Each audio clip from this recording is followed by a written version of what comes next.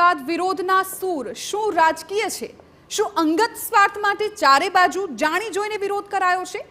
આ સવાલ એટલે ઉઠી રહ્યા છે કારણ કે અત્યાર સુધી થઈ રહેલા વિરોધ વચ્ચે હવે સમર્થન કરનારો એક વર્ગ પણ સામે આવ્યો અને સમર્થકો છે કોંગ્રેસના કાર્યકરો. કોંગ્રેસે થરાદને અલગ જિલ્લો બનાવ્યાની વાતને કોંગ્રેસે આવકારી છે અને સાથે જ જે વિરોધ થઈ રહ્યો છે તેને રાજકીય ગણાવ્યું.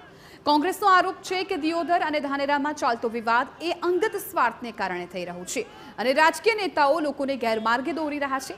એટલા સુધી દાવો કરાયો કે ધાનેરાના અપક્ષ ધારાસભ્ય માવજી દેસાઈ અને દિયોદરના ભાજપના ધારાસભ્ય કેશાજી ચૌહાણ વિરોધને સમર્થન આપી રહ્યા છે કારણ કે તેમને શંકર ચૌધરી સામે રાજકીય ખટપટ છે.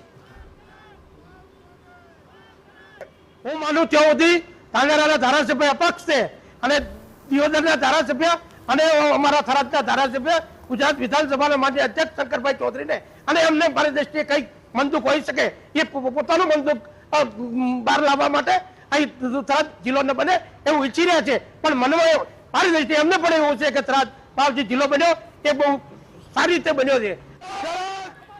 મંગળવારે ધાનેરામાં પૂર્વ ધારાસભ્ય નાથા પટેલ અને મફતલાલ પુરોહિત સાથે માવજી દેસાઈ સભા સંબોધવાના છે. એ પહેલા કોંગ્રેસના નેતાઓ થરાદ અલગ જિલ્લાના નિર્ણયને આવકારી રહ્યા છે અને સંપૂર્ણ સમર્થન કરી રહ્યા છે. થરાદ ભૌગોલિક દ્રષ્ટિએ અને સ્ટેટ વખતથી અને રાજા રજવાડાઓ વખતથી પણ થરાદ જિલ્લાનું સેન્ટર હતું. એની દ્રષ્ટિએ થરાદ જિલ્લો બન્યો એ બિલકુલ અનુકૂળ બન્યો છે અને વર્ષોથી અમારી કોંગ્રેસ પાર્ટીની પણ માગણી હતી, અન્ય સંગઠનોની પણ માગણી હતી, ભાજપની પણ માગણી હતી અને અત્યારે સરકારે જે જિલ્લો જાહેર કર્યો છે એમાં અમે સરકારનું સમર્થન કરીએ છીએ. અને ખાસ કરીને જેમ સેતુબંધ રામેશ્વર બનાવવામાં ખિસકોલીએ જે યોગદાન આપ્યું હતું એવી રીતે કોઈનું નાનું યોગદાન હશે, કોઈનું મોટું યોગદાન હશે, પણ આમાં બધાનું યોગદાન રહેલું છે.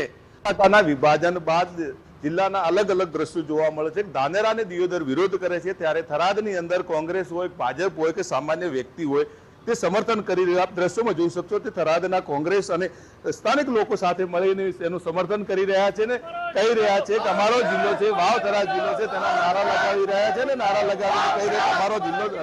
ત્યારે ધાનેરાની અંદર ચાલતા વિરોધમાં લોકો કહી રહ્યા છે કે પર્સનલ વિવાદના કારણે લોકોને ગેરમાર્ગી દોરી નેતાઓને પોતાને રાજકીય મજબૂત કરતા હોય એવા છે. તેના કારણે વાવ થરાદ જે જિલ્લાની રચના કરી છે તેનો વિરોધ કરે છે અને તેમનો વિરોધ કરવા સામે કોંગ્રેસ અને થરાદના લોકોએ સવાલ ઉભો કર્યો છે કે જે શંકરભાઈનો અને માવજીભાઈનો પર્સનલ વિવાદ હતો તેના કારણે ધાનેરાની અંદર પ્રદર્શન થાય છે. દિનેશ ઠાકોર, TV9 બનાસકાંઠા.